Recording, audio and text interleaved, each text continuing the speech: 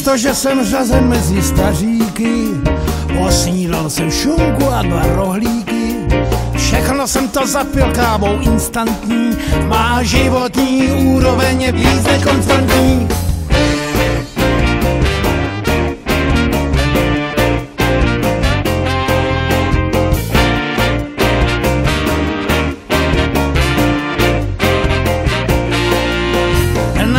Jsem si dal kachnu z knedlíky, abych udržel krok s mistry jedlíky. Pak mi žena 4 piva donesla, na důkaz, že kupní síla měny neklesla.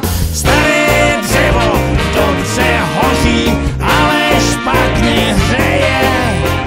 Včera jenom jsem tam sprchlo, dneska hustě leje.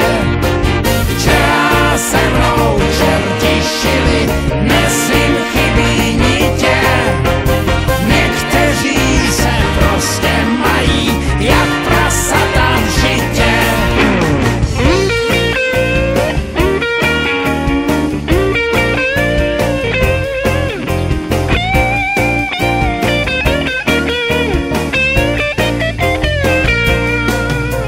A na svačinu hot dog, ať jsem světový, ve fast foodu burger přímo vzorový, potom kousek dortu zvůní po rumu a občansky tak posilují českou korunu. Když večerním šerem přepadne mě hlad a dám si znovu něco a pak už jdu spát a sním o tom, že jsem kosmopolita, co i v penzi dokáže se najíst do syta.